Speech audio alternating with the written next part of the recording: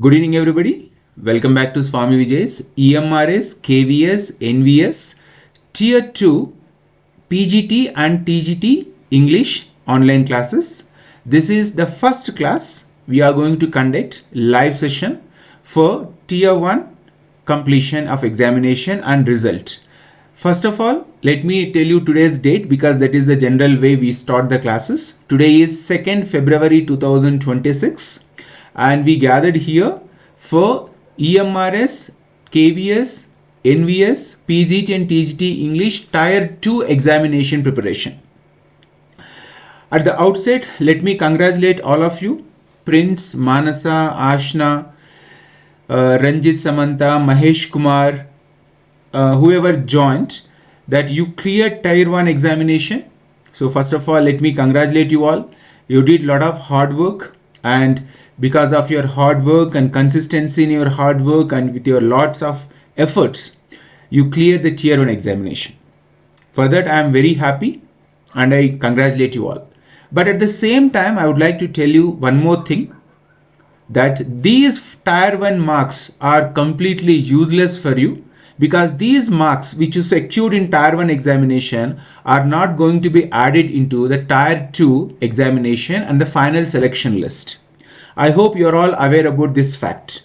Am I right? Your Tier 1 examination marks are not going to be added in the selection list. So Tier 2 examination marks are only the deciding marks which decides the post in EMRS examination. As you all cleared Tier 1 examination, let us focus on Tier 2 examination of EMRS, PGT and TGT.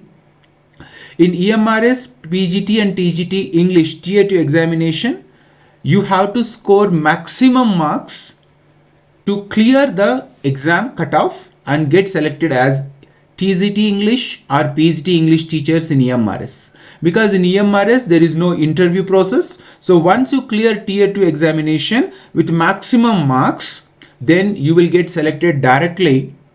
You may continue. No problem, Snehata ma'am. You may directly get selected for the post of PGT English or TGT English. The reason is there are 101 or 110 posts for PGT and around 300 posts for TGT English, if I am not right, the statistics. So they called 1:10 ratio candidates for Tier 2 examination. That means you won among 10 candidates in the competition. And the competition is now very, very tough. The reason is it is now the competition among the PGT English candidates and TGT English candidates only. So 1:10 ratio they called for Tier 2 examination. So you are one among those 10 candidates competing for one single post. So be very clear at the very beginning. Your Tier 2 performance must be maximum. Out of 100 marks, you must score above 95 marks. As I told, always in Tier 1 examination, your target was always 85% and above. So when you score 85% above, you would naturally easily cleared your Tier 1 examination. In the same way, in Tier 2 examination also, out of 100 marks, your target is 95 plus. Is it possible? Yes, it is possible, because there are 60 MCQ questions are there and 40 marks for the descriptive part. You can easily score 95 plus, and don't compromise or don't think anything less than 95 marks. If you score 95 plus marks, your job is secured. Anything less than 95 marks, then you will again fall into the tough competition. Then the category comes, then all those things enter into the picture, and it will make things very difficult and critical and unpredictable. So our target in Tier 2 examination is out of 100 marks, 95 marks is the minimum mark we have to score. Am I clear? If I am clear from my side, and if you are clear from your side, please send a thumbs up or Coca-Cola, something, so that I can understand that you understood what I said.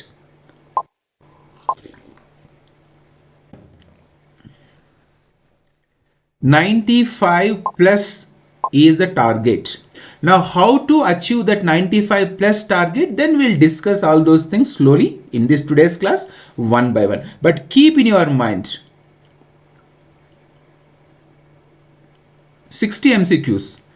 60 marks for objective part and 40 marks for descriptive part. Prince, you go through the information properly. Okay. So now, what is the second step? As I told you, please come out of that what do you call a kind of a achievement that you have cleared Tier 1 examination, so your job is secured. It is not like that. Tier 1 examination marks are nothing. They are not going to be considered for any reason now. So you have to start from the scratch. You have to start from the beginning. Everything you have to start from the scratch. So keep always in that mind. Don't go with that kind of ego that you clear Tier 1 examination so you can easily clear Tier 2 examination. That is not the method. That is not the way we have to prepare for this examination. Okay. Now, when it comes to Tier 2 examination preparation for Pgt English and Tgt English, we have syllabus. Almost all 95% of the syllabus for Pgt English and Tgt English is common.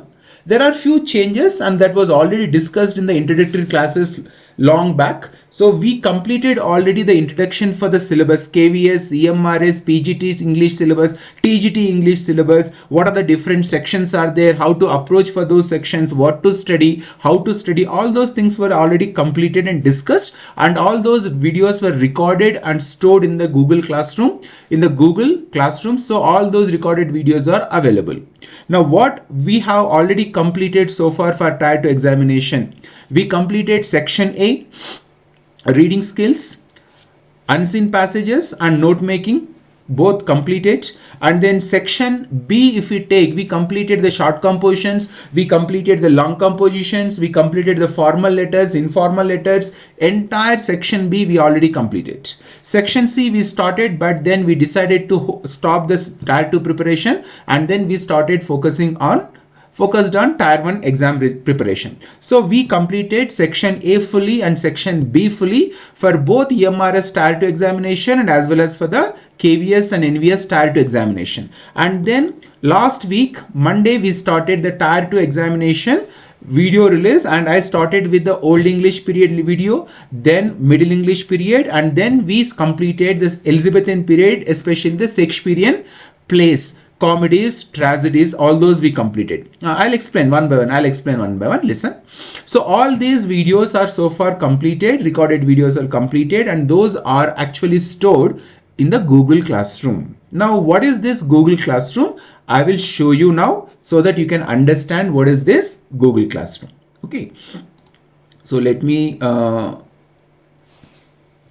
out of this. Okay.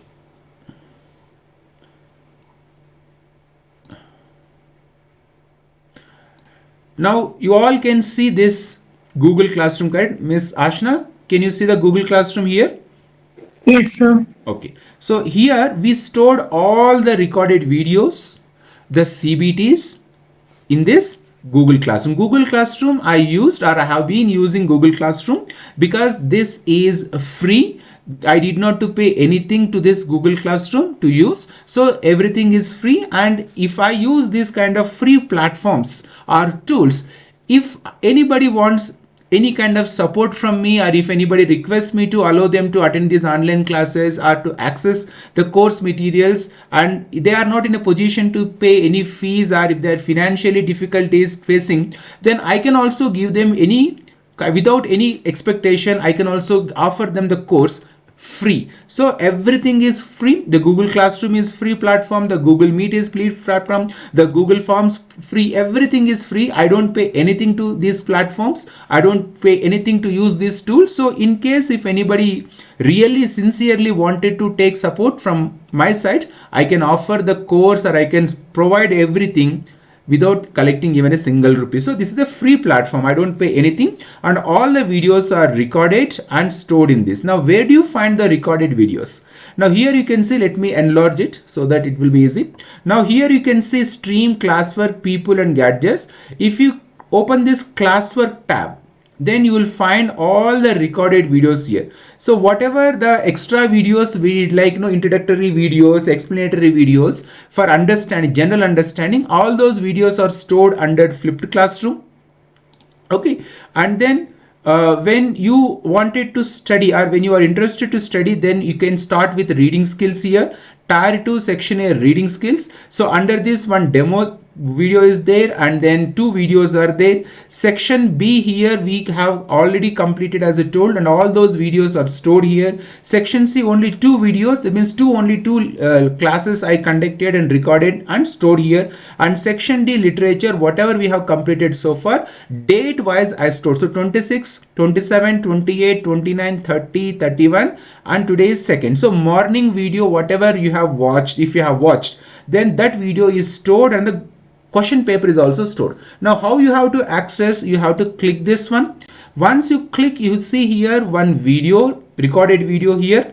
You have to click this recorded video, and then it will take you onto YouTube, and you can watch that video. So in this class, we are going to discuss one of the very important sections. After watching the recorded video, you have to come to this tab where the Google form is stored. Now when you click this Google form, it will take you into Google form. Here you can see enter your details, and once you enter your details, for example you entered your name, select next, and then you will get the question paper. You have to go through these questions and select the right answer option, and then finally you have to submit it. Once you submit, you will get the result automatic. So all these things were already explained for the tier 1 students, but as there are 2 new students, Ashna and Sarkar, for them I am explaining these things. So this is the way you have to access the previous videos of tier 2 examination. I hope it's clear, Ashna? Yes, sir. Right. So let us come back. Where am I? Okay, here. So in this way you have to watch the recorded videos and practice the question papers, and along with the recorded videos, as I already told you, Monday, Tuesday, Wednesday I'll take the live classes.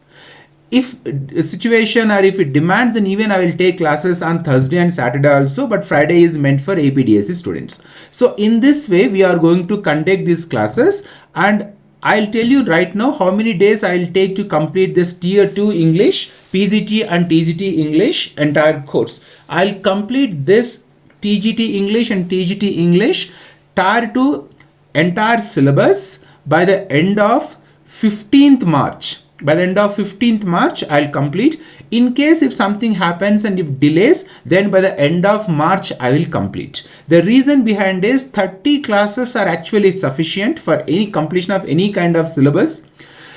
And 30 classes means if I take 3 classes, then it will take 1 month or 2 months. So recorded videos plus live sessions together, I'll complete this tier 2 examination syllabus by the end of March 15th. If problem comes, or if I face any problem, or if we face any problem, by the end of March, that means within 2 months we are going to complete the entire syllabus, and there is no chance of conducting tier 2 examination within 2 months. So if the date comes, and if they announce the date, maybe like if they announce within 45 days, they cannot conduct the examination. So we have 2 months time, and within 2 months time we are going to complete the syllabus. So this is the duration of the syllabus. So how are we going to complete the syllabus? With the help of the recorded videos and as well as with the live session. So together we are going to complete the syllabus.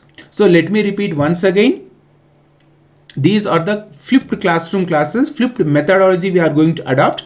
Already the recorded videos are there. Those recorded videos I'll release, and along with those recorded videos, I will take live sessions also. So in the flipped classroom methodology, we are going to complete the entire course or entire syllabus for EMRS, KVS, NVS, PGT English and TGT English by the end of 15th March. So this is the introductory class, introduction for all of you. And if you have any questions, 5 minutes you can ask me questions. It is 7:20. At 7:30 exactly I'll start today's class without any delay. So now over to all of you. If anybody has any, Mansa, you are asking question, correct? Please ask me question, Mansa. Sir, actually, for our tier 2, 15 questions, for descriptive 15 questions, each carry 4 marks, right? Okay.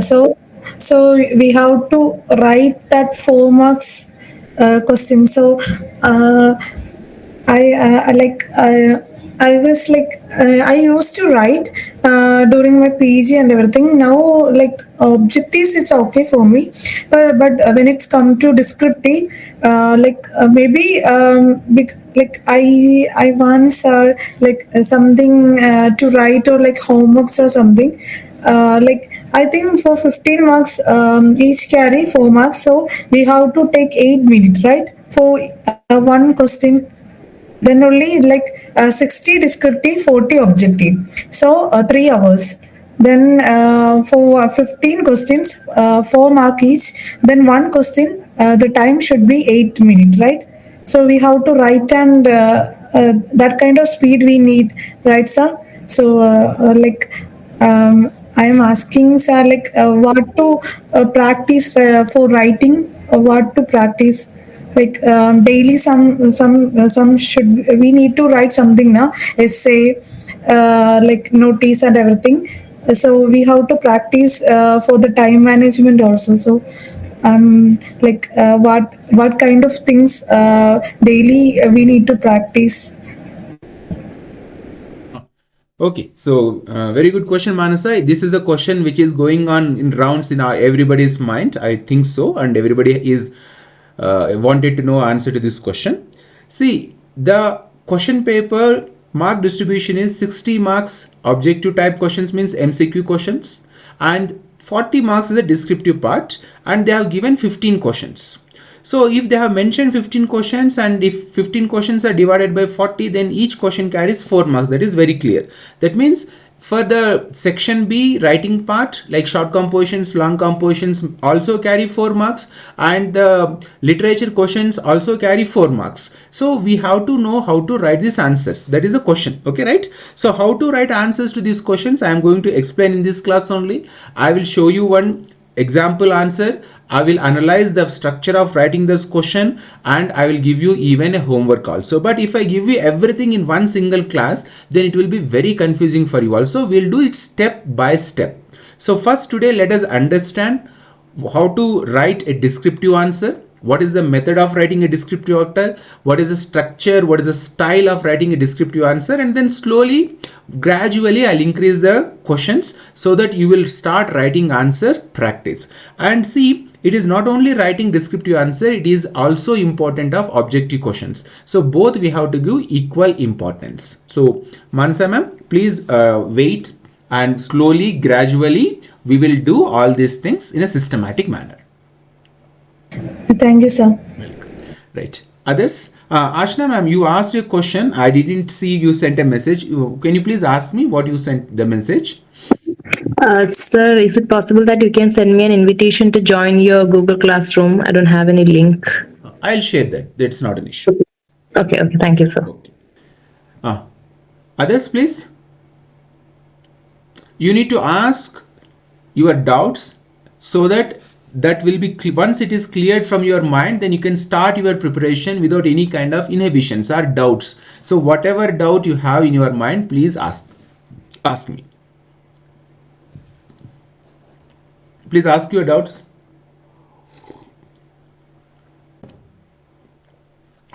Prince?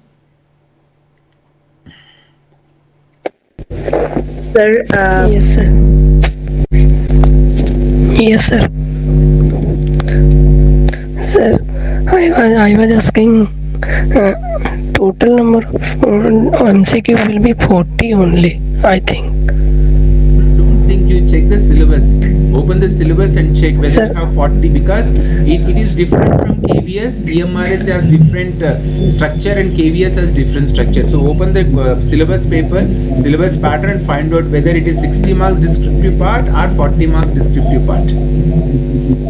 Okay, sir. Fine. I am searching, but okay. Okay, fine. Right. You see, open it and you see it, and then you come back. Okay. Ashna ma'am, you were asking something.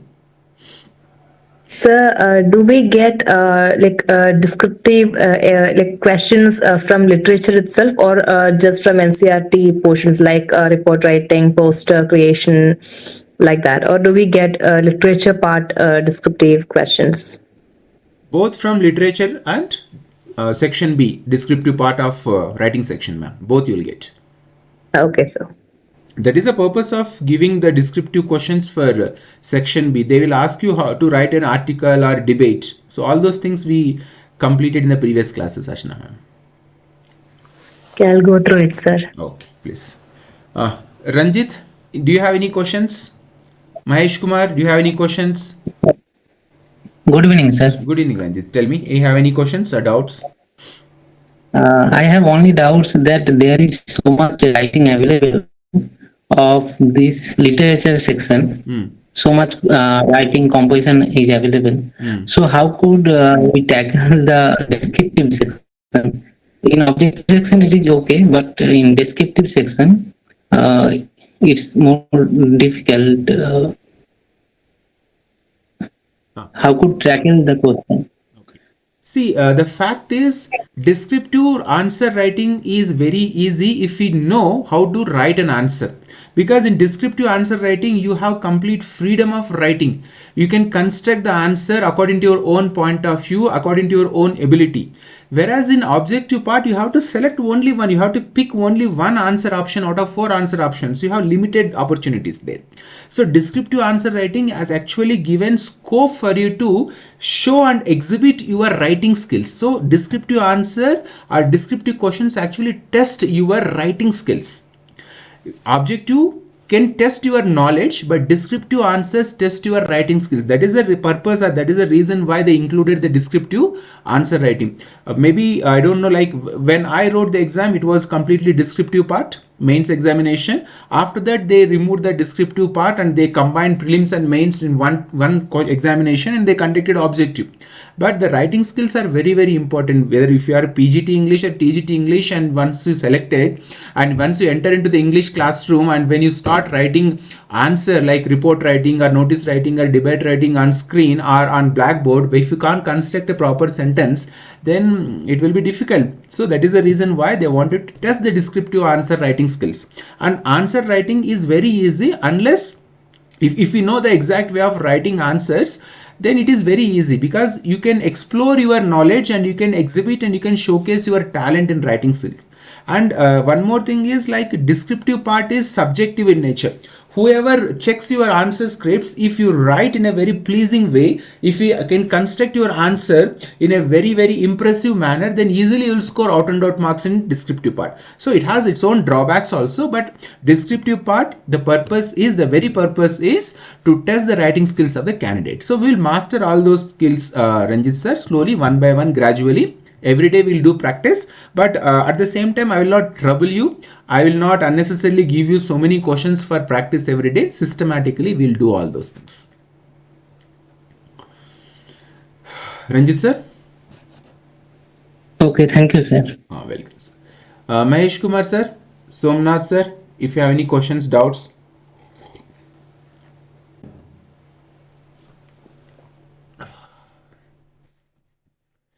Mahesh Kumar? Good evening, sir. Good evening, sir. Tell me, any questions? Any Sir, actually, no question. Sir, in notification for TGT mentioned 40 objective questions and 50 descriptive, sir. The descriptive will be for 60 marks. Okay. For TGT English, descriptive is for 60 marks. Yes, sir. I think even for PGT also, they have given like that only, sir. Same. Objective 40, descriptive 50. Okay, right. Fine. So, total 55 questions. No problem. Sir, one more doubt, sir. Yes, sir. Sir, if they are giving 15 questions from descriptive, whether the marks will be 100 marks will be distributed equally for 4 units, like 20 grammar, 20 comprehensive passage, and 30 from writing section and 30 from literature, like that they will distribute descriptive marks, or it is their wish distribution of marks from 4 units. There may not be equal distribution of marks, but they have to give at least one question from the section A. Reading skills they cannot give for writing part, descriptive part, but they will give note making for writing. And for TGT English, I suppose if there is no note making, then they have to give some other way to adjust that marks. But there will be no equal distribution, like equal number of marks will be distributed for all 4 sections. Okay. Maybe it will be there. Somnath sir?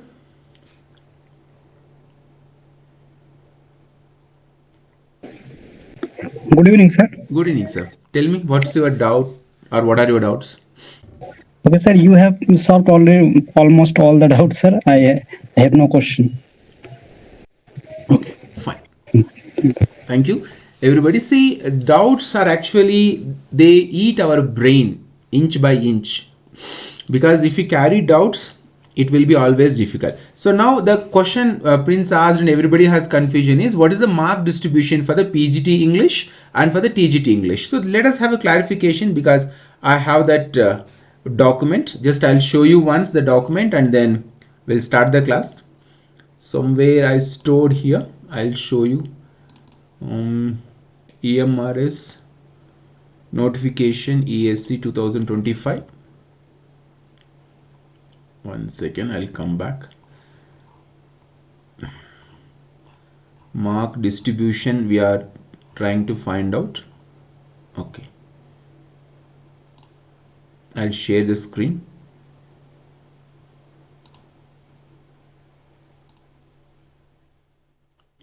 Where it is, EMRS.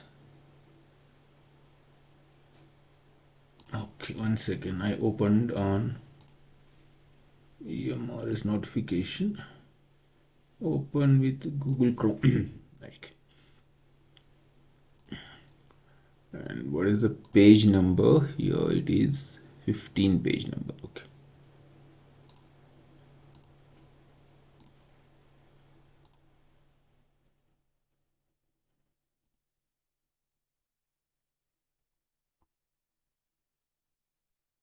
Can you see the screen?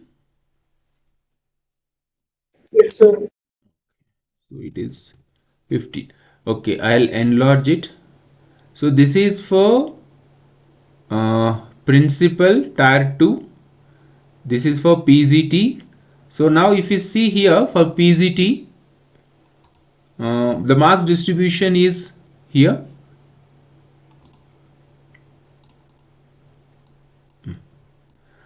So what is the marks distribution? Number of questions, objective and descriptive. 40 are objective questions for PGT English and 15 are descriptive questions for PGT English. So total marks is 40 objective questions, 40 objective marks, and 15 descriptive questions and 60 descriptive marks. So total it is 100 marks. So if we divide 60 divided by 15, so for each question how many marks, Prince?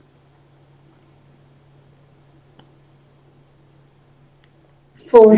कितना marks आएगा? 4 it would be, yes. 4 marks for each question, correct?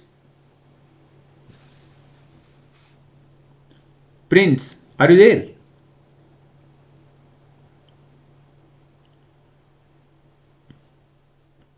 Others, am I audible? Yes, sir. So this, Yes, sir. this is the PGT marks distribution for tier 2 examination. So 55 total number of questions, 100 marks, and out of those 55, 40 objective questions, 15 descriptive questions. 40 objective questions carry 40 marks, 15 descriptive questions carry 60 marks. Okay, so the descriptive weightage is more comparatively objective weightage. Now let us go to TGT, that is the one. Now this is TGT and this is the distribution of tier 2 TGT English or TGT marks. So on screen you can see 55 questions are there, 100 marks, 40 objective questions for 40 marks, 15 descriptive questions for 60 marks. So this is the official notification released by EMRS for tier 2 examination. Now if there is any doubt still you can ask me. 60 descriptive marks, 40 objective marks. That means 40 questions objective and 15 questions descriptive, and those 15 descriptive questions carry 60 marks. My sir, now is clear? Yes, sir, clear. Prince? Okay, fine. So this is the descriptive and objective question weightage for the examination for tier 2. Okay, now if you still have any doubts or if you still have any confusion, if you still want to ask me anything or if you still want to share anything, you are allowed to share now, please. Anything would you like to talk, or anything would you like to share? Your doubts, inhibitions, problems, all those things you can start, because from tomorrow onwards, from the next class onwards, there will be no this kind of discussion. Straight away we'll start the topic, straight away we'll start the class, and without any kind of initial interaction. So only after completion of the entire class, maybe last 5 minutes only we will discuss. Other than, there will be no unnecessary discussion or talking in the classroom. Okay. So now if you still have any questions, or still if you have any doubts, you can ask me. Any doubts, any questions? So shall we start Tier 2 preparation without any kind of doubts? Shall we start? Others are still thinking? Okay, right. Okay, one big question comes in everybody's mind. One big question comes in everybody's mind. You may not express it, but the question is there, and the question is haunt you throughout this preparation. Can I clear Tier 2 examination? That is a doubt, correct? With all these preparations, with all this hard work, can I clear Tier 2 examination and get selected as TGT English or PGT English? That will be an unanswered question till you find the results of Tier 2 examination. So nobody can give you, nobody can assure you, nobody can guarantee you success in life. But we have to strive hard, we have to struggle, we have to focus, we have to maintain consistency, we have to do hard work. Whatever we can do from our side, that we have to do without any question. So what I strongly believe is, a success has two portions, in which 98% is hard work, dedication, sacrifices. 2% is luck factor. I accept it without any doubt. 2% is luck factor. But how can you overcome this luck factor deficiency? If you work hard, and if you score 98% of your performance in this side, automatically the 2%, even if it doesn't support you, you can clear this examination. See, I can take examples of each and every name, but let me take Prince's name. He scored above 86 point marks, he scored. Now, without any doubt, Manasa also scored more than 75 or 80 marks. Mahesh also scored more than 75 or 80 marks. So, without any doubt, without any kind of confusion, you cleared the examination clearly. So, in the same way, you have to clear even Tier 2 examination. Don't wait and don't think about the reservation policy. Don't think about the luck factor. Don't think about some kind of external divine intervention to help you to clear the examination. Those things are never practically going to be possible in our lives. In your life, in my life, never it's going to happen. Okay, so always think about the 98% which is in your hand, so that you can clear this examination. Don't think about luck factor. Try to score maximum marks so that you will clear these examinations without any kind of doubt. But if you show the 50-50 performance, if you always get that 50-50 marks or 60-40 marks, then it will be doubtful for you. So aim for the maximum marks, highest marks, and clear this examination without any kind of confusion. So 98% is hard work, 2% is luck factor. We don't depend on the luck factor. Am I clear from my side? Are you also clear? Don't ever depend on the luck factor. If you depend on luck factor, you will not clear this examination. Your only way is do hard work, practice more, maintain consistency. Whatever problems comes in life, don't give much space for those problems and focus on your preparation. This is the only one strategy I know. I don't know any other strategy. I don't know any other thing to train you or to guide you and to support you. I don't believe in any other factors. I believe in hard work. I believe in maintain consistency. I believe in sacrifices. All these only the ingredients for success. Okay. So everybody has this doubt. It will be there forever. Okay, Prince. So the doubt will be there, and we have to overcome that fear of failure, and we have to become successful. So it is like, no, like the failure is like our shadow. It will always follow us. until unless we enter into the light where there is no chance of a shadow. So that failure, the fear of failure is like a shadow. It will follow you throughout this preparation, and if you become weak even a single moment or a single second, it will overpower you, and that is the end of your success. So don't I mean to say simple, avoid negative people in your life, and don't interact with those people who discourage you. People will talk so many things, people will say so many things, people speak so many things because they failed and they believe that you will also going to become a failure.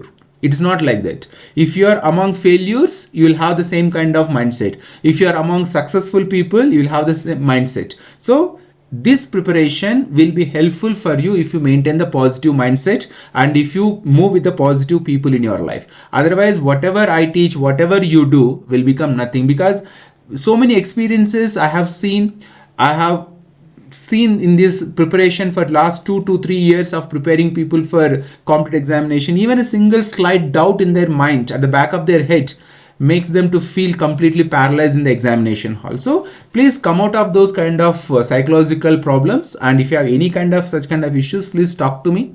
I have a lot of time to talk to you. I don't have any kind of such kind of issues. I'll talk to you. If you ask me right question, I will spend my whole time to answer your question. Okay, so be very positive. The entire journey you have to go with the positive mindset. Now let us begin the class. It is 7:42, but we will take the class officially 7 to 8 p.m, but it may go even beyond 8:30. Sometimes it go beyond 9 o'clock. So I appreciate if you have that kind of patience to listen and to attend these classes. Okay, so let us begin this class. And I will be sipping water continuously because I'm sitting in the middle of the Himalayas, Leh. It's a high altitude and low oxygen with a combination of minus degree temperature. So I may not speak louder and I may not speak continuously as I used to do when I used to take classes from Bangalore. So you need to understand this kind of difficulties from my side. Okay, let us begin the class. And at the outset of this class also, let me tell you that I am not going to teach something very special or something extraordinary or something which is not available over internet.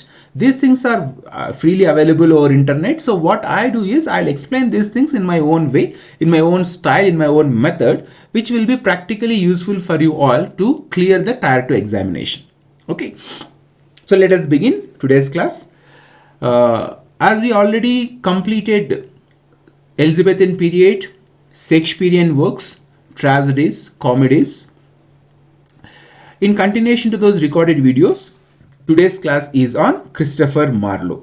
I'll explain the background of the brief history of Christopher Marlowe, and I'll take only one play written by Christopher Marlowe, Dr. Faustus, and then we'll close this class because I don't want to take all those plays written by Christopher Marlowe in one single class to complete. So let us do it in a systematic way, slowly and in a proper method. So let us now shift to, we all will now shift to Google Slides. Okay, so that it will be easy for me to start the class. What did I do? Something I did. Wait a minute. Please, 1 second.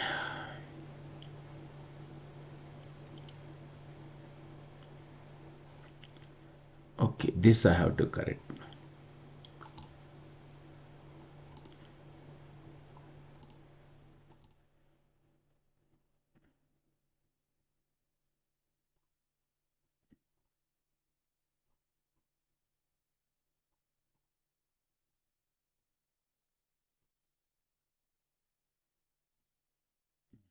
Right, Christopher Marlowe. View full screen. Okay, it won't come like that.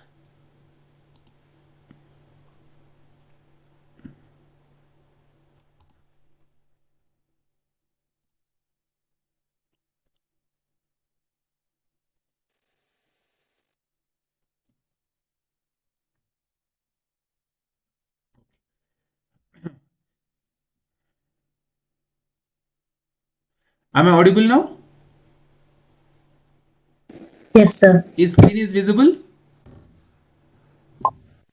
Okay, fine. Because sometimes I forget the screen whether visible or not. Okay, let us start the class without any delay. So we'll use this Google Slides and Google Classroom, Google Meet to conduct these classes. Okay. Mahesh sir, please read the information presented on screen. So now your image is shown in the screen, the presentation screen. I can't see the slides. Okay, wait, it's not visible. Not for me, sir. Okay, let me ask Manasa, is screen is visible or not? Yes, sir. Now it's not. Before, when Ashna said it's visible. Okay, I'll again share. Is it now visible? Yes, sir. Yes, sir. Okay, fine. Mahesh sir, please read the information presented on screen.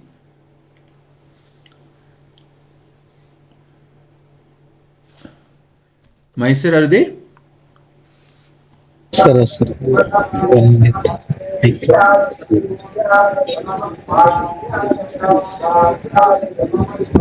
Okay. Christopher Marlowe, 26 February 1564 to 30 May 1593, also known as Kit Marlowe, was an English playwright, poet, and translator of the Elizabethan era. Marlowe is among the most famous of the Elizabethan playwrights. Based upon many imitations of his play Tamburlaine, modern scholars consider him to have been the foremost dramatist in London in the years just before his mysterious early death. Thank you, Mahesh sir. And let me tell everybody, Mr. Mahesh is a JRF student. He is pursuing his PhD from which university, Mahesh sir? Andhra University, Parishakkar. Andhra University. And even Manasa, you are also JRF candidate, correct? Yes, sir. Right. From which? Sir, actually, I quit my job. I didn't do it. Now I'm not doing anything. I'm just concentrating for a job. Okay. Okay, fine. So Christopher Marlowe is a contemporary playwright of Shakespeare. Shakespeare has a great regard for Christopher Marlowe. In fact, Shakespeare copied Christopher Marlowe's play, and Christopher Marlowe is a university wit, and he is considered as the leader of the university wit. So he was a very great prolific writer and author and a playwright, and he was regarded as one of the greatest playwrights in the Elizabethan period. So in Elizabethan period, we generally think about Shakespeare only, but along with the Shakespeare, Christopher Marlowe is also one of the greatest playwrights, and he died at a very young age because of some kind of he has some kind of he was an atheist actually. So in those days, the Roman Catholicism and the Protestants, they were very serious and sincere about their faith, and when he was displaying his non-belief of God, then he got into trouble and he was killed. So Christopher Marlowe was killed, and the death was still a mystery why and who killed him, but it was a mystery, and he was killed at a very young age. Okay, and he is considered as the father of the English tragedy. We'll discuss all those things. Next, Ashna ma'am, can you please read the information presented on screen? Yes, sir. Some scholars also believe that he greatly influenced William Shakespeare, who was baptized in the same year as Marlowe and later succeeded him as the preeminent Elizabethan playwright. Marlowe was the first to achieve critical reputation for his use of blank verse, which became the standard for the era. His plays are distinguished by their overreaching protagonist. Themes found within Marlowe's literary works have been noted as humanistic with realistic emotions, which some scholars find difficult to reconcile with Marlowe's anti-intellectualism and his catering to the prurient taste of his Elizabethan audiences for generous displays of extreme physical violence, cruelty, and bloodshed. Thank you, Ashna ma'am. See, Senecan tragedy was actually explained or shown are not shown, it was actually told to the audience in the Senecan tragedy. But when it comes to the Shakespearean tragedy or Elizabethan tragedy, all those grueling acts were shown on the stage. The murder, killing, all those things were shown. So there is a difference between the Senecan tragedy and the Elizabethan tragedy. And Christopher Marlowe had what you call mastery, had done mastery over this kind of art. So he was the one who had brought this kind of display of the violence on stage, generous display of extreme physical violence, cruelty and bloodshed. And Shakespeare copied very happily, he copied from the Christopher Marlowe's method. Okay. And Christopher Marlowe is known for mighty line. He used the blank verse, which is very easy to explain and express the feelings of the Renaissance and the Elizabethan age, the demands and the wishes. Now let us go with the question answers, because if you go on explaining these things like this, it may helpful, it may not be helpful. And one more thing I want to tell you, that after a long gap I am again taking the literature classes, so I also need a lot of preparation to revise, recollect all the information which I had learned, written. So it will take sometimes 1 or 2 classes, then I'll also go on speaking without any kind of stop. So let us go with the question answers. So our method of conducting classes is very simple. First, a brief introduction about the work of art or the writer, then we'll take 5 to 10 questions, and then we'll discuss the important aspects of the work of art and the writer. So there are 5 questions I prepared. So let us start with the question answer sessions now. First question. Mansa, please read the first question. Despite the informal nature of the university wits as a group, which member is most frequently considered their de facto artistic leader due to his revolutionary technical contribution to English drama? A. John Lilly for his early success and sophisticated court comedies. B. Robert Greene for his prolific output and role as a central polemical figure. Christopher Marlowe for perfecting the use of blank verse, which becomes the standard for Elizabethan drama. D. Thomas Kate for popularizing the revenge tragedy structure. Okay. Now all of you please answer the question, send messages. You know how to send message. There is a message column. You can send the message. What is the right answer for this question?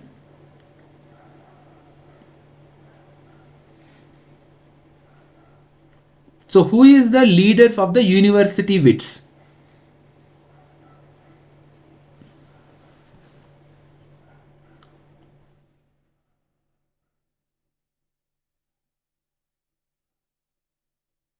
Have you sent a message?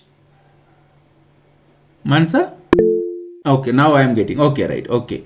So who is considered simple? The question is very simple, but I made it little difficult. Despite the informal nature of university wits, there is no official consideration of university wits. There are a group of people from Oxford and Cambridge who are highly educated. That group are generally considered as university wits during the Elizabethan period, and they are the contemporaries of Shakespeare. And some people are from Oxford and some people are from Cambridge. Okay, so that's why they call it Oxbridge.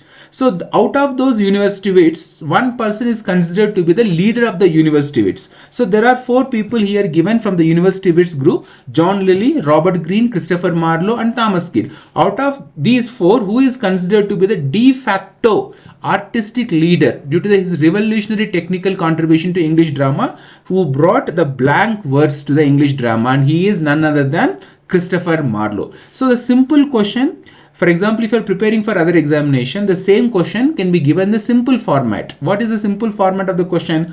Who is considered as the leader of the university wits? First option is John Lilly, second option Robert Greene, third option Christopher Marlowe, fourth option Thomas Kyd.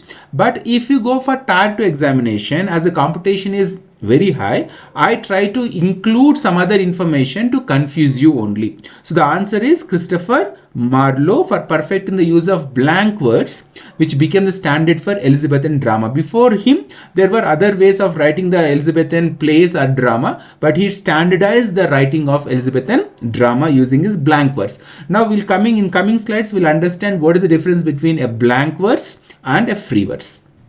Okay, let's go to the next question.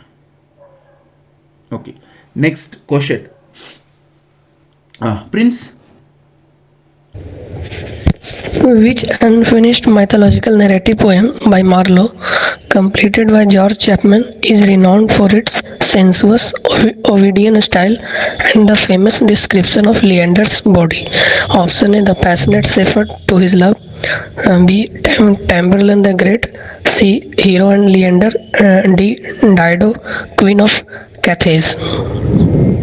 Now think about it. Which unfinished mythological narrative poem by Marlowe, completed by George Chapman, is renowned for its sensuous, obedient style and the famous description of Leander's body? Others, think about it. 4 poems given: the passionate shepherd to his love, Tamburlaine the Great, Hero and Leander, Dido, Queen of Carthage. Okay, the answer is correct. Hero and Leander. Prince, you also got the same answer or not? Sir, I did not know. Fine, no problem. When you start reading, then you will come to know all these things. Okay, fine. No. Let us go to the next question.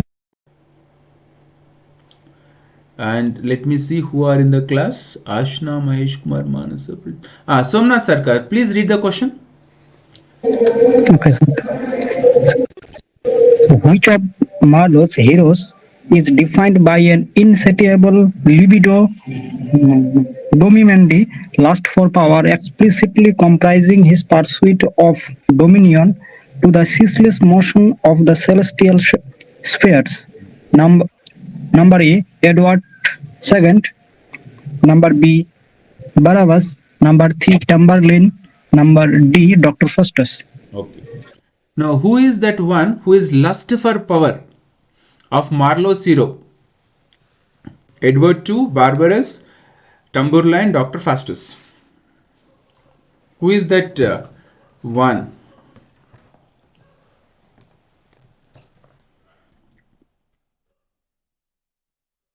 Is it Barbarous or Tamburlaine? Edward II is a tragedy, Dr. Faustus is some other thing. Whether B or C, we'll see, because I am going to explain all these things in the coming slides. Whether the one who is lust for power has Barbarous or Tamburlaine. Let us see. Okay. Next question. Snehata ma'am, please read the question. Yes, sir.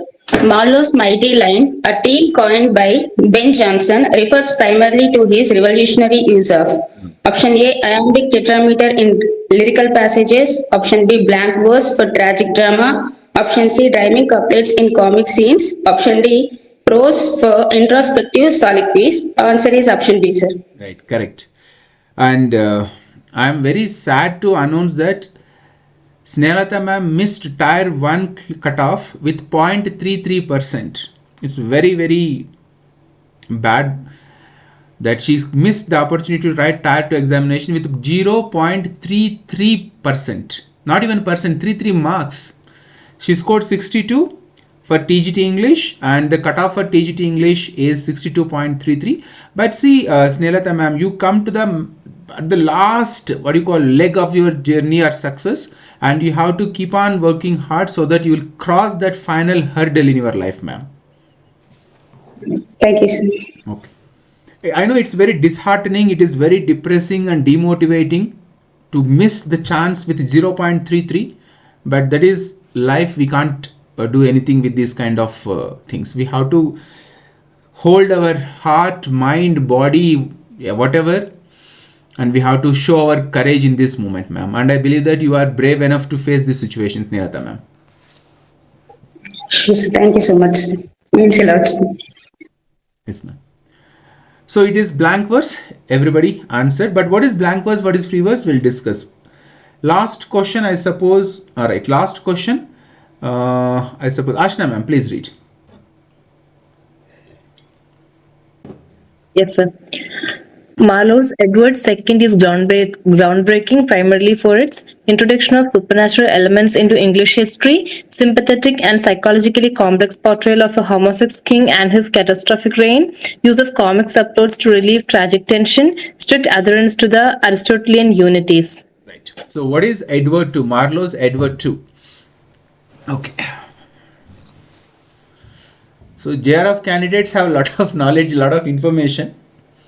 Those who are doing PhD, those who have cleared UGC NET, got selected for JRF, you have a lot of knowledge in the subject. Sir, actually, I cleared JRF and GATE, but I didn't enroll into PhD because 3 years validity. Now I want a job because sometimes we need a job. Now security is a must. So I quit my job, temporary job. Now I'm not going to enroll. Maybe enroll after this exam. I talked with my guide, but I didn't enroll. I want a job, so like that's why I didn't enroll PhD this last year. But I need to enroll this year after this exams. Do it.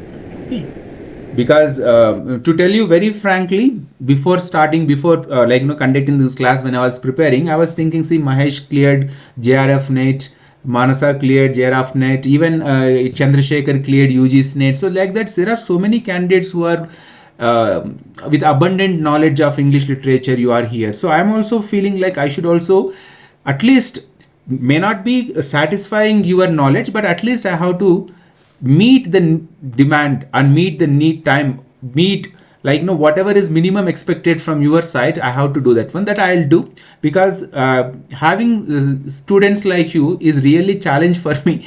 Really, day and night I have to think what to teach, what not to teach, how to teach, because you're all highly educated and you're all having that much knowledge. So I also feel sometimes difficult to handle or difficult to conduct these classes. Okay, so this is true, and I am not telling that I know everything. I know something, I know few things, and I don't know many things. But in examination point of view, I'll prepare, I'll do all those groundwork and do all those hard work so that these classes will be resourceful for you all. That I can promise from my side, Mansa and others also. Okay. Right. Let us now move ahead. So 5 questions, and the 5th question is Marlowe's Edward II is actually sympathetic of and psychological complex portrayal of homosexual king. Even it was rumored that Christopher Marlowe was a homosexual, and it was against to the faith of Christianity and belief of Christianity. So that's why he was killed and murdered. There are so many theories are there. So, but we don't know what is the real reason behind the death of Marlowe, Christopher Marlowe. Okay, now it is now my time. It is 8-9. Let me explain whatever I have come prepared for today's class. Christopher Marlowe is one among university wits, and these are the universe wits. From Cambridge, Christopher Marlowe, Robert Greene, Thomas Nash. From Oxford, John Lilly, Thomas Lodge, George Peele, and Thomas Kidd. So Thomas Lodge's Rosalind's Mardigel is inspiration for Shakespeare's As You Like It. And Thomas Kidd's, who is not educated but still considered as a university wit, the Spanish tragedy is a source of inspiration for Shakespeare, Hamlet. So there are 7 university wits are there: Christopher Marlowe, Robert Greene, Thomas Nash. See, I have to use this one. I stopped using. Okay, now I can use. Okay. So there are 7 university wits are there. From Cambridge we have Christopher Marlowe, Robert Greene, Thomas Nash, and from Oxford we have John Lilly and Thomas Lodge, George Peele, and Thomas Kidd. Now why this is very, very important? The reason is, from one question may come from this area. They will give you an MCQ who is not a university wit, who is not an university wit, and they will give you 4 names: Christopher Marlowe, Robert Greene, Thomas Nash, and Shakespeare. And whoever has not prepared well for this examination, they'll obviously think that Shakespeare is the greatest playwright, so he must be an university wit, but he is not an university wit. And so university wits are these 7 people, and out of these 7 people, Christopher Marlowe is considered as a leader of the university wits. Okay, so understand this information. The questions can come from any way, and one question may surely come from university wits part. Then let's go to his contributions. Christopher Marlowe's contributions. Where is this one? Okay, Christopher Marlowe's contributions. So he is a pioneer of English blank verse in drama. So he was the one who first introduced the blank verse in the Elizabethan drama. He introduced larger than life, ambitious and psychological complex characters. Before that, the characters in the drama, or before him, the characters were very simple, but he introduced the larger than life characters and the ambitious characters and psychologically complex and difficult to understand characters. Hamlet is a very, very difficult character to understand, and he is the inspiration for Shakespeare to create such kind of a character.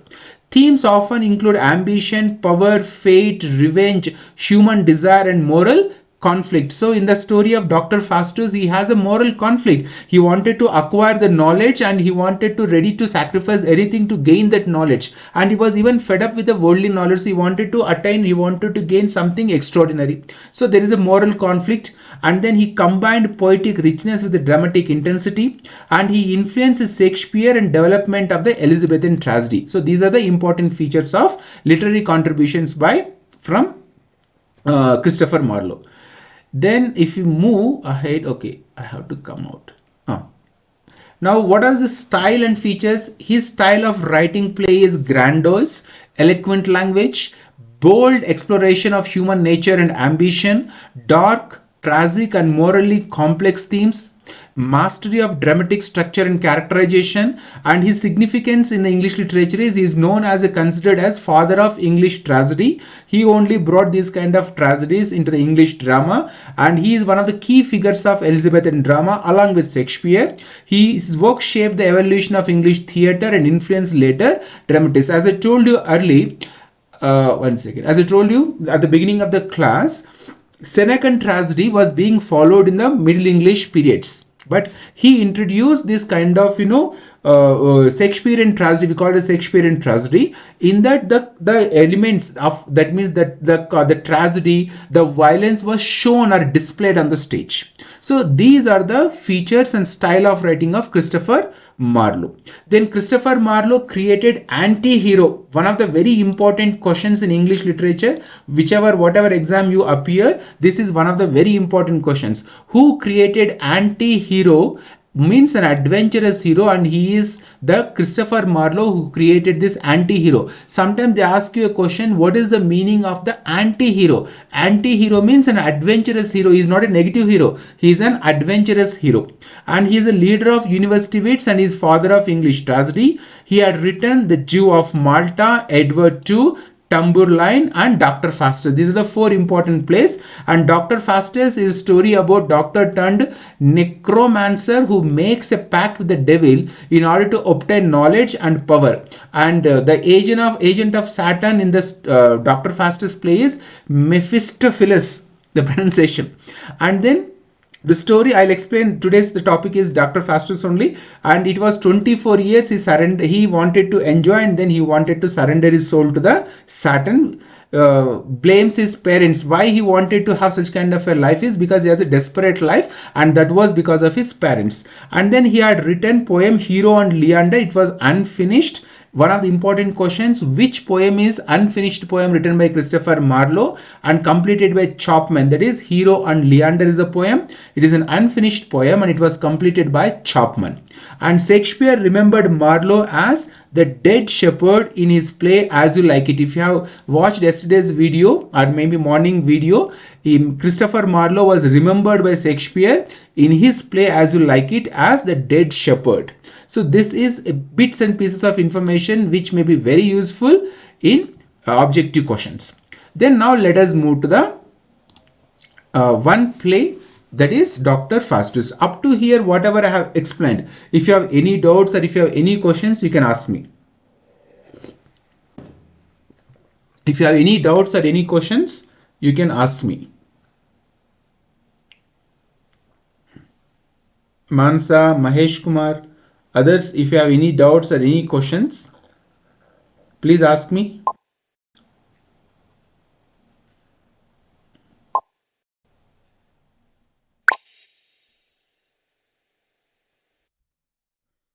I'll take like 2-3 classes to get into the flow of teaching so that I can explain fluently, because after so many days I started taking these literature classes, so maybe my mind is not yet tuned and I need some time to get into that flow and mood.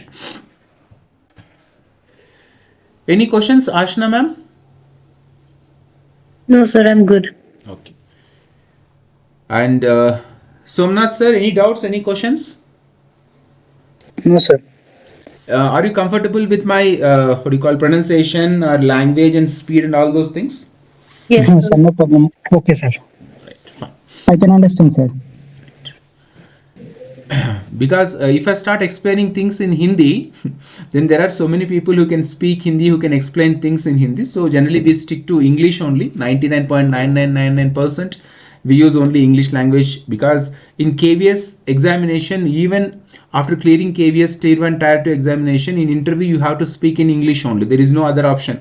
If you want to become a teacher of English in KVS or NVS, whoever wants to become teacher of English in KVS and NVS, in interview room we can't speak Hindi language. We have to use only English. So this will be useful if they ask you any kind of questions. Right. Now let us move to one of the important plays written by Christopher Marlowe, Dr. Faustus.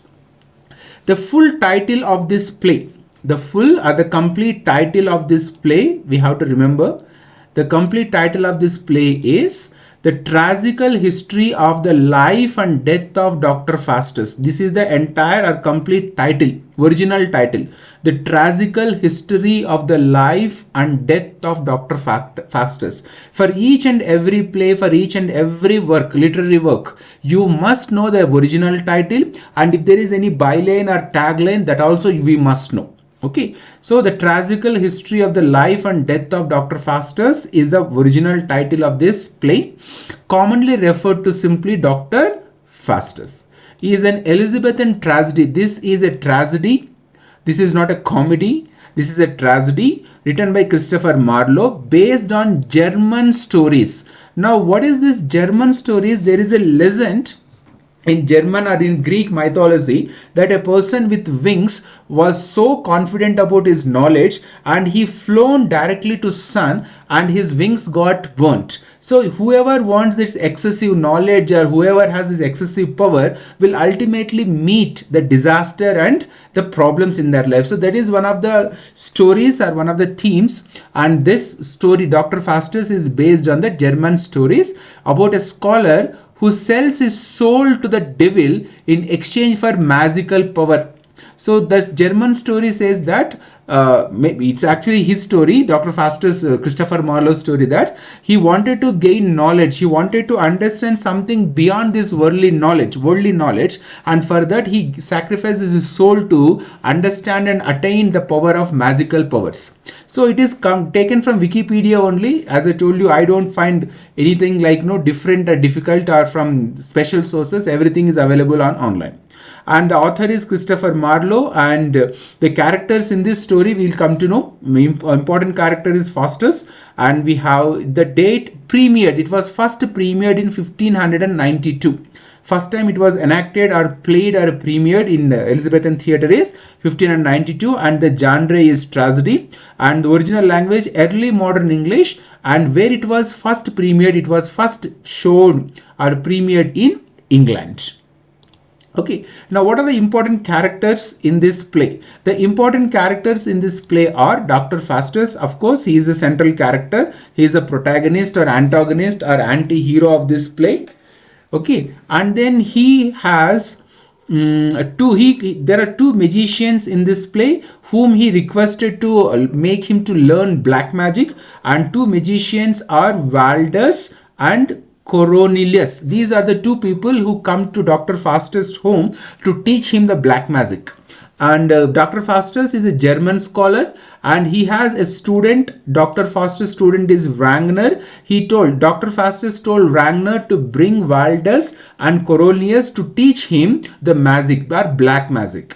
And then in the story we'll come to know the Mephistopheles is a fallen angel, or it comes to the Dr. Faustus as servant, and this one actually manipulates the Dr. Faustus. And then it is the servant of Lucifer. Lucifer is of course the servant of Saturn, who is the ruler of the hell. So these are the important characters, and in this story Dr. Faustus interacts, there are two angels, one is bad angel and second one is good angel. The bad angel persuades Dr. Faustus to accept the agreement between the Lucifer and Dr. Faustus to sign that agreement to sell his soul in exchange for the black magic power, whereas the good angel persuades Dr. Faustus not to go in that route, but he doesn't listen to good angel, he listened to the bad angel, and he signed the agreement of 24 years of luxury and enjoyment and acquiring knowledge,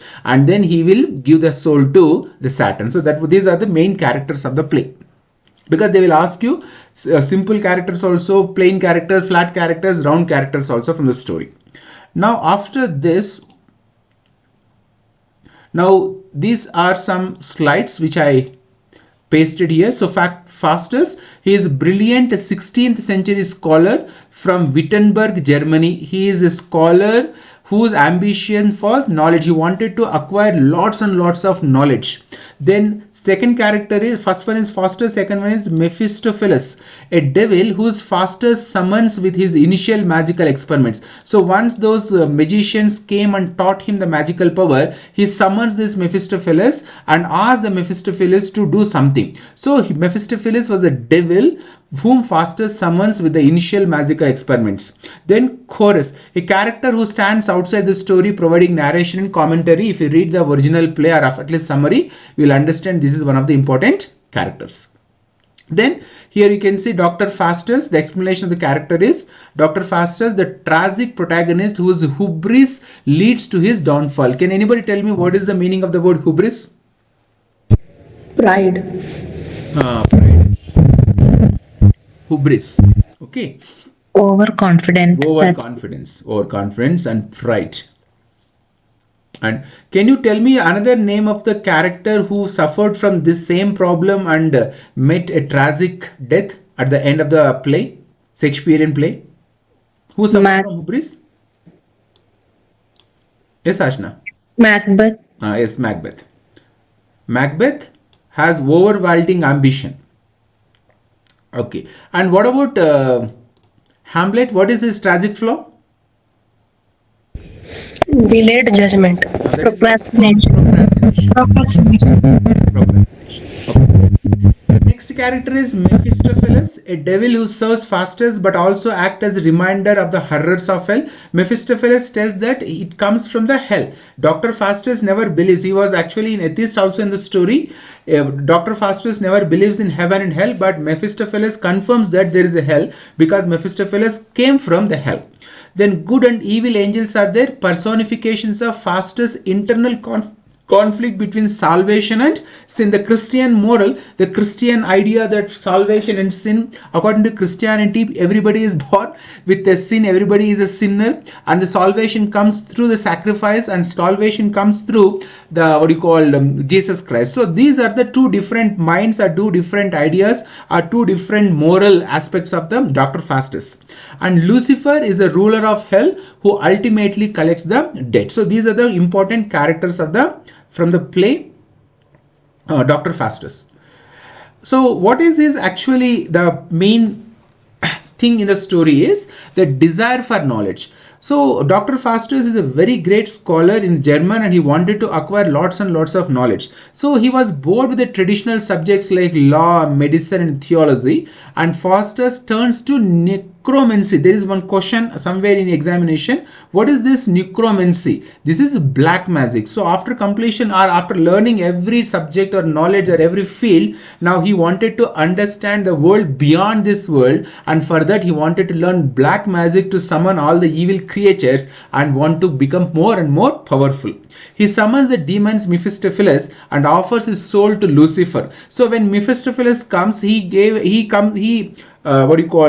with an idea that if the Satan or the Lucifer, if the Mephistopheles arranges him everything and shows him knowledge, gives him knowledge and everything, he is ready to give his soul to Lucifer. And that agreement was signed by Lucifer. Agreement was signed by the Dr. Faustus. Even the bad angel, good angels, when they were present, the good angel told Dr. Faustus not to sign because that is not the right way to acquire knowledge, but bad angel persuades him, influence him to sign the agreement. So Dr. Faustus signed an agreement to exchange his soul in return of knowledge and this black magical powers. So finally, what happens? The good angel defeated, and the evil angel persuades Dr. Faustus to sign this agreement. So what is this agreement? It says that 24 years Dr. Faustus will enjoy life. Whatever he demands, whatever he wants, he will be given to him. Whatever knowledge he wants to gain, it will be given to him. But after 24 years of age, he has to sacrifice his soul to Lucifer. He has to give his soul to the Lucifer. And Dr. Faustus was carried over by this kind of the greed to learn more things. So he signed that agreement. And the story runs in so many ways, like so many places it goes. He demands so many things, and that Mephistopheles becomes servant, and he gives so many things to him. But once he asked a wife, so the Mephistopheles brought an evil wife to him. Then he understood, he realized that everything is not possible and everything is not going to be in a right manner, but he's already signed the agreement. Now he started having the repent, and he wanted to understand things, and finally he realized that whatever he did was not right. But by the time he realized, the time was gone, and the good angel was coming and telling it is no time. Good angel was telling, good angel came and told him that if you pray to God, if you at least offer one prayer to God, you can come out of this problem of giving and sacrificing your soul to evil. But he was not ready to pray. Even at the beginning of signing the agreement also, he wanted to sign the agreement with his blood, but when he cut his finger or hand to sign the agreement with the blood got frozen. That means there was no blood, but still the Mephistopheles did some magic and made him to get the blood and to sign the agreement. So even though he realized after some days, some years, that whatever he did was completely wrong, but he cannot go back. Okay, and good angel always says that at least offer one prayer, pray to God, you will come out of all these problems. But he was not ready to pray because he was an atheist. So likewise the story goes on, and then he was introduced the 7 sins, deadly sins, and there are so many information. He was introduced to 7 deadly sins. He was taken to Europe, and they went to world tour. They meet Pope of Catholic Church also, and everybody was jealous about his knowledge, because these evil creatures had given so much knowledge to him that he became world famous in knowledge. And then the Faustus bargain comes. Faustus signs a contract in his own blood, granting him 24 years of absolute power and the service of Mephistopheles. Mephistopheles becomes the servant. In exchange, at the end of this term, the devil will claim his soul for eternity in hell. So what is actually here wasted potential? Despite his grand ambitions to rule nations and uncover universal secrets, Faustus spends most of his 24 years performing petty tricks and parallel magic. He plays pranks on the Pope in Rome, conjures grapes in winter, and shows of the spirit of Helen of Troy to fellow scholars. He wanted to acquire the greatest of the greatest knowledge through this agreement, but he was not given all those things. But he realized at the end, but that was the time where he cannot move back or return to normal. The final hours, what happened? See, he was called by Charles V. Charles V to his court, because he was considered to be the greatest person of the knowledge. Everything was good, but finally he realized that when the 24 years came, at the last moments, he realized that he doesn't want to sacrifice his soul to the hell, and he wanted to continue. But by the time he realized, the time was gone, and the good angel was persuading him, but the bad angel dominated him. The final hours, at the last 1 hour, as his time runs out, Faustus is overcome by terror and regret. Although urged by an old man and a good angel to repent and seek God's mercy, he believes his sin is too great to be forgiven.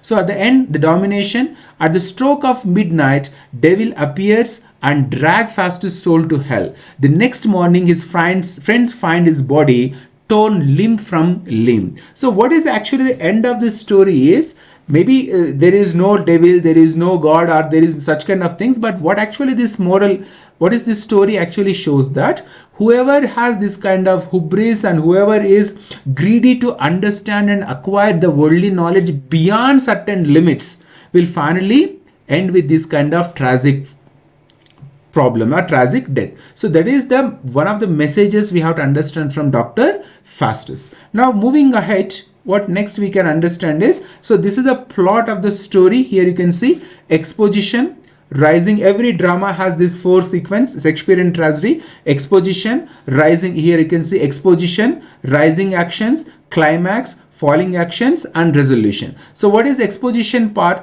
Dr. Faustus is dissatisfied with the limited traditional knowledge he owns.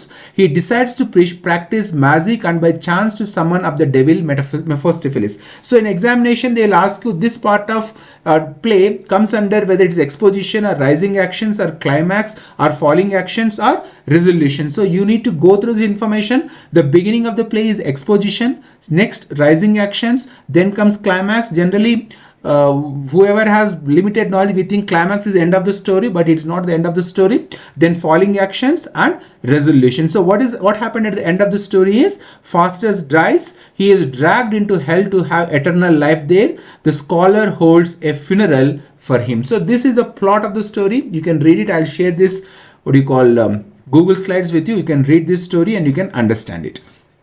And then we have descriptive question. Now it is 8:27. We'll discuss the descriptive writing answer to this question and then we'll end this class. So I may take 10-15 minutes more. Manasa ma'am, can you please read the question?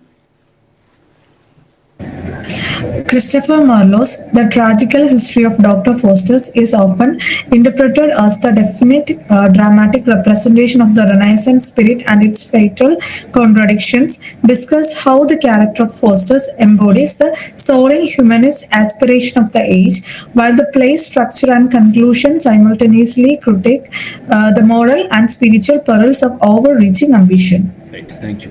Now this question, when you look at the question, it looks very confusion. If you know the background and foreground of the history of English literature, what actually happened before Christopher Marlowe, what is actually happening at this stage of English literature periods, and then what is actually happened after this period, then you can understand what actually this question demands. Christopher Marlowe's The Tragical History of Dr. Faustus is often interpreted as a definitive dramatic representation of the Renaissance spirit. Now, what is Renaissance spirit? Can anybody tell me? What is Renaissance?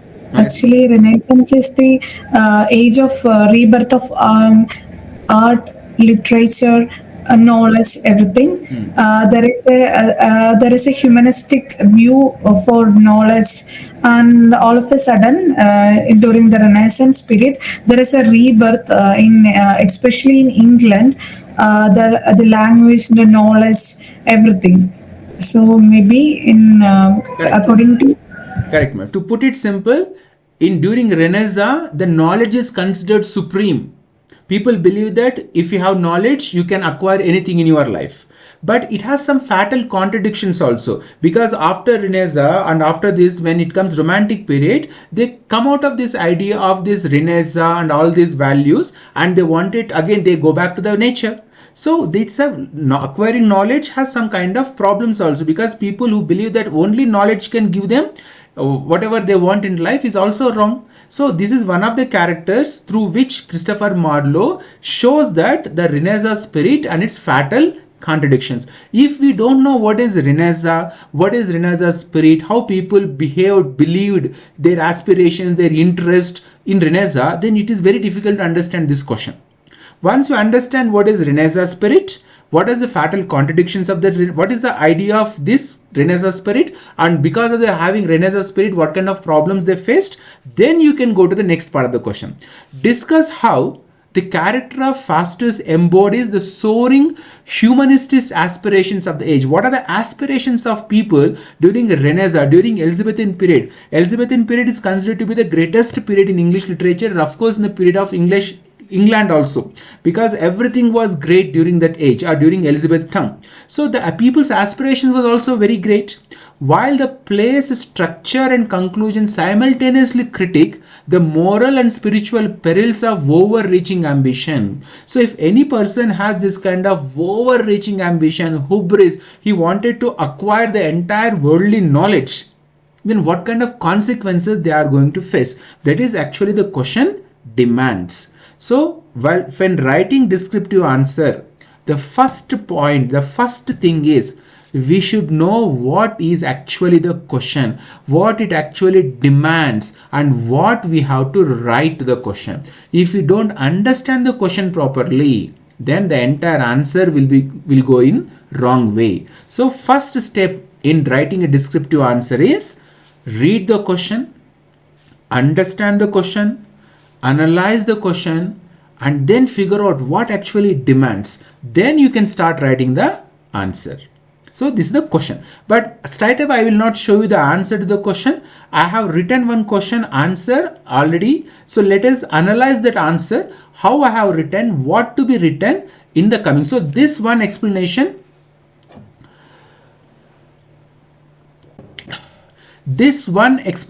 of writing descriptive answer will be for the entire duration of the course. You have to follow these steps and you have to stick to these steps and you have to write answers after completion of each and every class.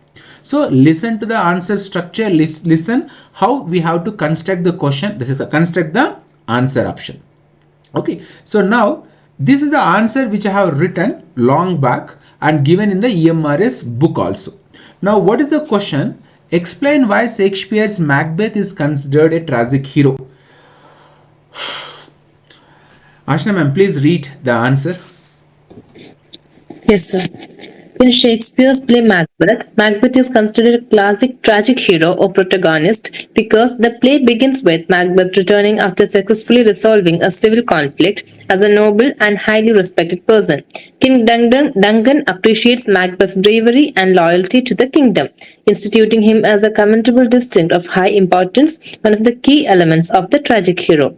His tragic flaw, vaulting ambition, pushes his decisions.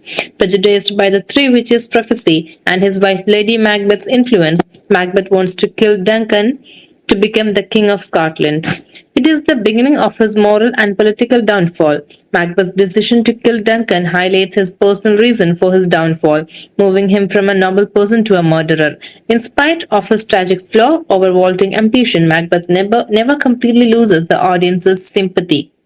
Macbeth's soliloquies highlight his problems and self-awareness, especially in his famous reflection.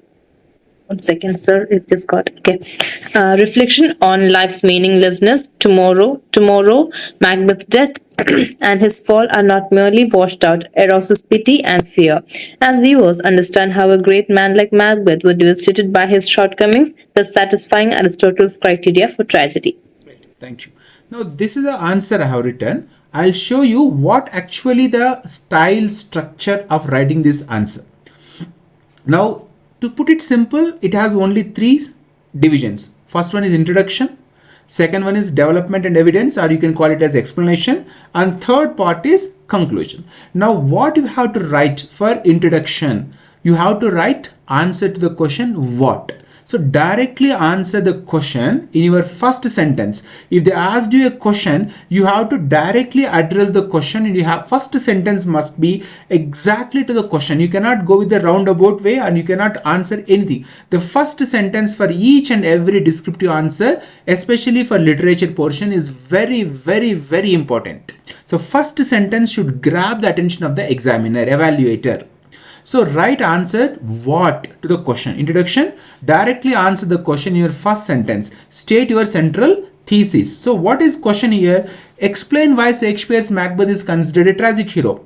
In Shakespeare's play Macbeth, Macbeth is considered as a classic tragic hero or a protagonist because the play begins with Macbeth returning after successfully resolving a civil conflict as a noble and highly respected person. So we have directly touched the question, and whatever we understood from the play, we try to justify that why he is considered as a tragic hero. In one single sentence, you have to explain the answer very briefly, and then you have to support your answer statement or in the introduction statement in the follow-up sentences. So first sentence must be very, very important when it comes to literature questions. So first you have to write answer to the direct answer to question what.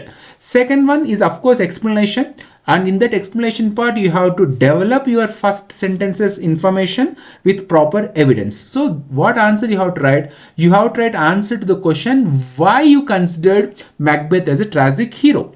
Build your case in logical paragraphs. Each point should support your answer and idea. Each and every sentence, each and every word should always direct towards your introductory sentence. Then conclusion, summarize your argument and state its broader significance. It looks very simple, introduction, development and conclusion. When it comes in writing real answer, it looks very, very difficult and creates a lot of terror and fear in our mind. So there are few more things we need to learn how to write descriptive answer. When you are writing information either in a single paragraph or in 2 paragraphs, keyword highlight you have to do. Use and lightly underline critical terms. If there is about a tragic flaw, you write that name of the tragic flaw, hubris, catharsis, soliloquies, dramatic irony, whatever the figures of speeches or whatever the literary devices used in that particular part of the play, you need to mention. If you write a simple explanation, if you write a simple answer without any kind of this kind of information in the answer, it will become very plain. It will become a vague answer. So you need to write specifically taking the important points from the play or from the work of art or from the text or the book. Okay, so this makes your analysis standard. So don't generally write a random answer. You need to insert the lines, exact lines from the text, whatever the flaws or whatever the important aspects from the answer. Then integrated quotations. Wave short, relevant quotes seamlessly into your sentences, like whatever the exact true sentences are given or whatever the points or whatever the words which actually highlights the characters that you have to use. So I have used the vaulting ambition. So these are the things we have to incorporate in our answer. Then maintain formal tone. Write in the present tense. Most of the answers you have to write in the past tense unless you are explaining something of the past of the character or the play or the drama. Then only you have to go to the past tense. So write in the present tense. Avoid personal opinion. This is very important. They are not asking your personal opinions. Generally they don't ask you opinion based questions. So avoid personal opinions. Then time management. Manasa asked at the beginning to allocate time based on marks. For a 4 marks answer, in 6 minutes you have to write Mansa ma'am. Not only for Mansa ma'am, for everybody. 6 minutes you have to write, maximum 8 minutes. But 8 minutes is difficult now because you have to go with the objective questions as well as descriptive questions. So 6 minutes are allotted for each writing answer. And that also 1 minute planning, 4 minutes writing and 1 minute review, and we'll practice all these things. Okay, so these are the things. It looks very simple at the beginning. I too know that if I tell you write introduction and then write explanation and write conclusion, it looks very simple on screen, but when you really write answer, it becomes very, very difficult. I know that, but we are going to practice those answer writing skills slowly and gradually. We'll learn. Then let me go back to the question. This is the question. Christopher Marlowe's The Tragical History of Dr. Faustus is often interpreted as a definitive dramatic representation of the Renaissance spirit and its fatal contradictions. Discuss how the character of Faustus embodies the soaring humanist aspirations of the age, while the play's structure and conclusion simultaneously critique the moral and spiritual perils of overreaching ambition.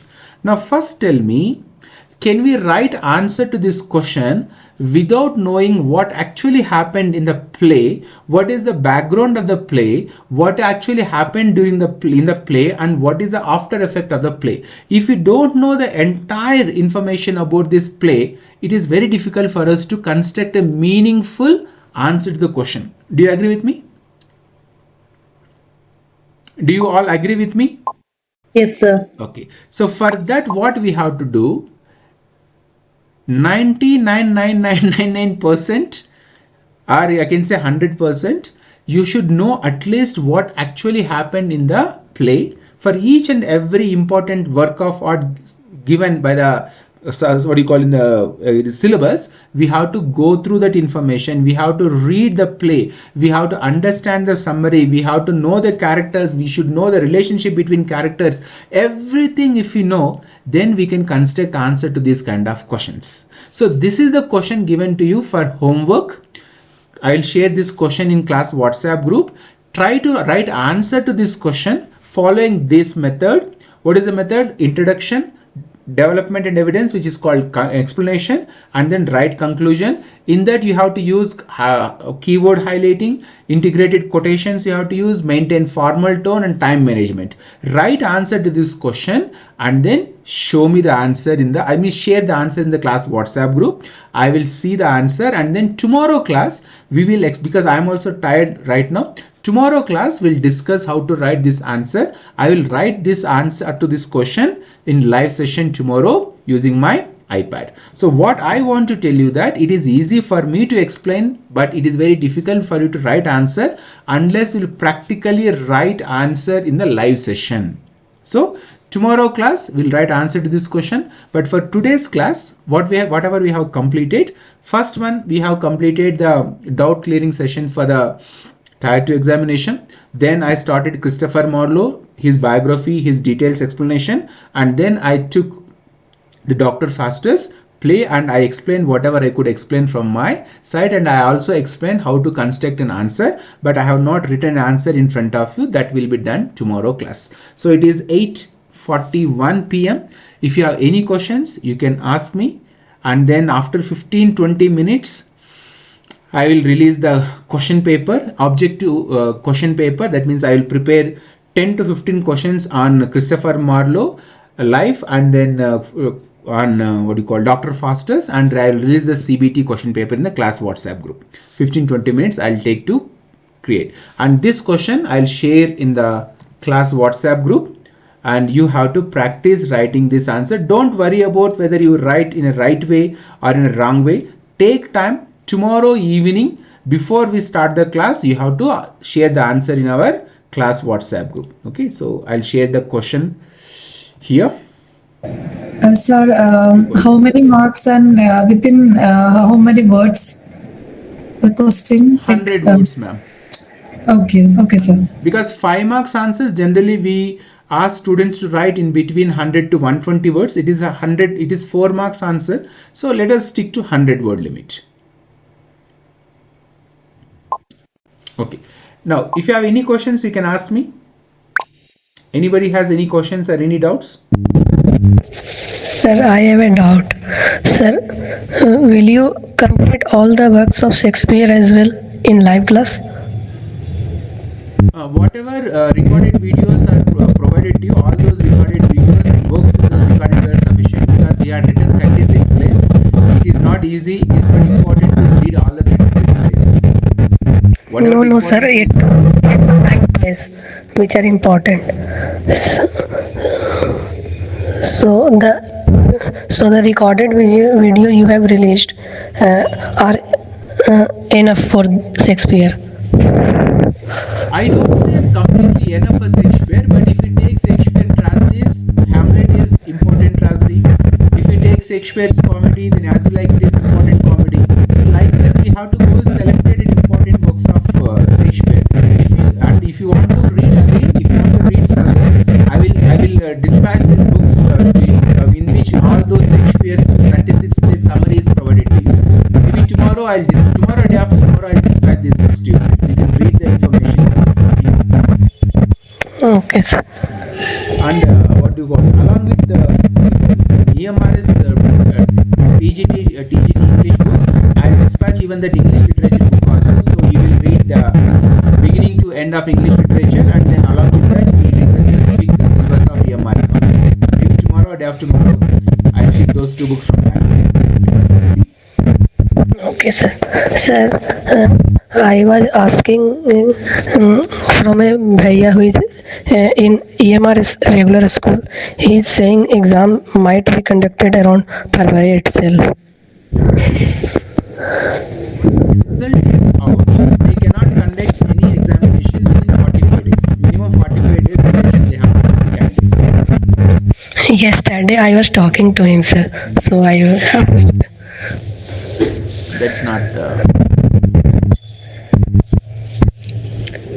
Okay. Any other doubts? Any other questions?